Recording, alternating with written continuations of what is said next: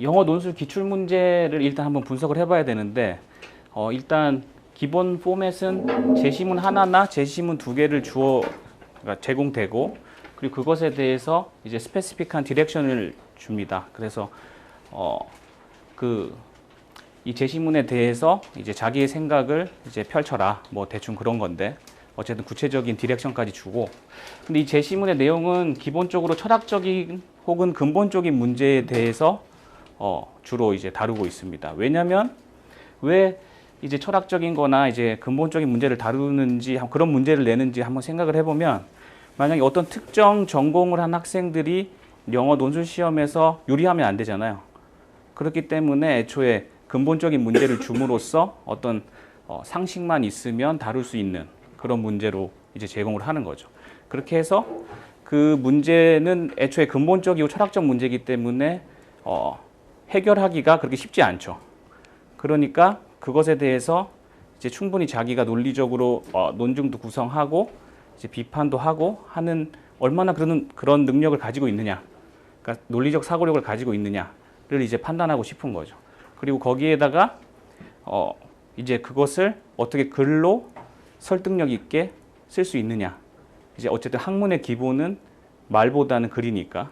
그래서 이제 기본적 학습 역량을 제 생각에는 이제 판단하기 위해서 영어 논술을 이런 식의 내용으로 내지 않나, 그렇게 생각을 하고. 그래서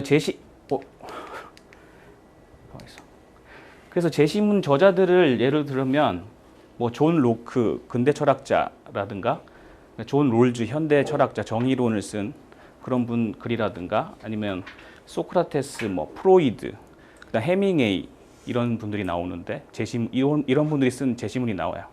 근데 이제 해밍웨이 같은 경우는 이제 뭐 문학가니까 제가 얘기한 거랑 다른 거 아니냐라고 생각하실 수 있는데, 근데 해밍웨이의 이 디렉션을 읽어보면 그러니까 미학이나 예술 철학 뭐 이런 거와 관련된 질문들을 하고 있어요. 그렇기 때문에 제시문은 해밍웨이지만 실제 질문은 굉장히 철학적인 질문이었던 것 같아요. 그래서 기본적인 포맷은 이렇게 생겼다라고 보시면 됩니다. 혹시 뭐 질문 있으시면 하셔도 돼요. 뭐 이런 거 제가 진행하는 과정에서 뭐 질문 있으시면 하셔도 돼요.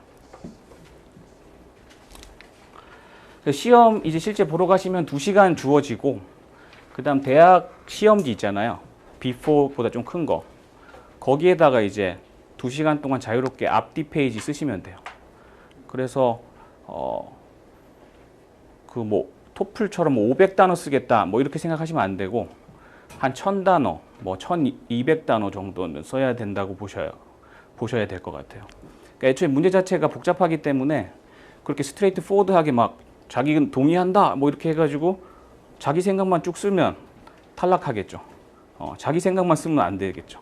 이제 충분히 반론도 다루면서 이제 정교하게 써야 되기 때문에 500단어로는 절대 다룰 수 없는 문제이기 때문에 한 1000에서 1200단어 써야 된다. 그래서 D페이지까지 써야 된다 라고 생각하시면 됩니다. 그래서 시험에서 이제 요구되어지는 포인트들은 일단 제시문에 대한 정확한 이해를 할 줄 알아야 돼요. 그러니까 독해가 돼야 된다는 얘기죠. 근데 이제 논리적 이해를 해야 된다는 건데, 이제 학생분들이 대부분 이제 뭐 일상생활하면서 쟤는 되게 논리적이야, 뭐 넌 논리적이지 않은 것 같아, 뭐 이렇게 얘기를 하지만, 그러니까 논리적이라는 말 자체가 뭔지를 사실 잘 모르시는 분들이 많은 것 같아요. 그러니까 여기서 말하는 제시문에 대한 논리적 이해라는 것은 그 제시문이 주장하는 바, 결론, 그리고 그 근거를 정확하게 전제하고 결론으로 이렇게 딱 뽑아낼 수 있어야 돼요. 재구성할 수 있어야 돼요. 그렇게 하지 않고 그냥 대충 이해하는 거는 이제 논리적 이해라고 할 수 없다. 그래서 이제 저랑 이제 이런 걸 연습을 하는 거죠. 그러니까 이제 분석적 독해라고 할 수 있는 그런 독해를 이제 저랑 연습을 해야 되는 거죠. 그래야지 이제 요약을 하거나 그다음 그 비판을 할 때 그 사람이 그 제시문에서 하고 있는 얘기가 뭔지를 이제 정확하게 얘기를 할 수가 있게 되거든요. 만약 이렇게 이해하지, 논증 구조로 파악하지 못하고 만약 이해했다고 하면 그 이해 자체가 정확하지 않다고 아는 경우들이 되게 많아요. 그래서 이제 논증 구조 파악하는 연습, 사고력 연습이죠. 독해력 연습이면서 사고력 연습을 해야 되고, 그 다음에 이제 그 정확하게 이해한다라는 말의 의미가 뭐냐면 이제 자비의 원리를 에 맞춰서 독해를 해야 된다. 뭐 그런 얘기인데 이제 자비의 원리라는 건 뭐냐면 학생들이 이제 가장 많이 하는 실수 중에 하나가 이제 허수아비 오류인 거죠. 그러니까 제시문을 자기 마음대로 가장 쉽게 다루기 쉽게 이해를 하는 거예요. 그렇게 이해를 하고 비판을 하는 거죠. 그러면 이제 자비의 원리에 어긋나죠. 자비의 원리라는 건 뭐냐면 다른 사람이 주장하는 거나 얘기하는 것을 가장 그럴듯하게 이해를 해주는 거죠. 이해되세요? 네. 그런 식으로 이해를 하고 그 상대방의 입장을 가장 그럴듯하게 만든 다음에 이제 비판을 해야 그럴듯한 비판이 되는 거지. 약간 그 사람을 바보스럽게 만든 다음에 그걸 비판하는 건 안 되잖아요. 이제 그런 의미에서 자비의 원리를 따라서 정확하게 이해를 해야 된다. 그 사람의 주장하는 바를 가장 그럴듯한 형식으로 이해를 해줘야 된다.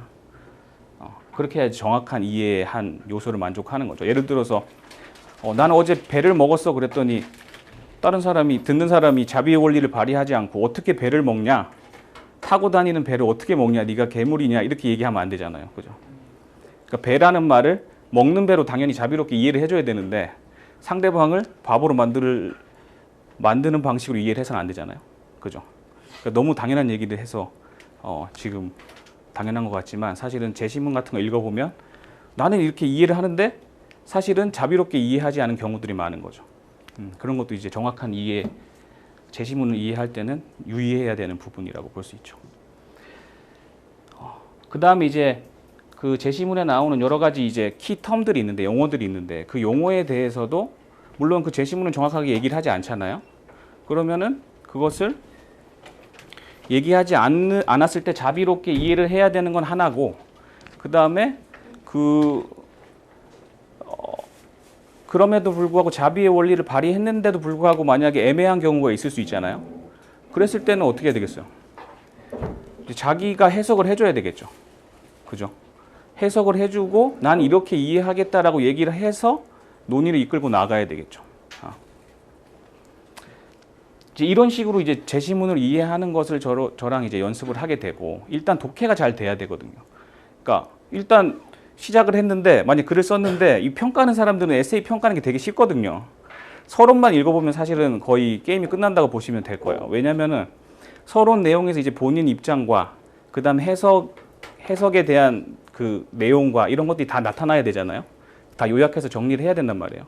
그럼 그것만 다 읽어봤을 때 얘가 딴소리 할 건지 아닌지를 다 알 수 있단 말이죠. 그렇기 때문에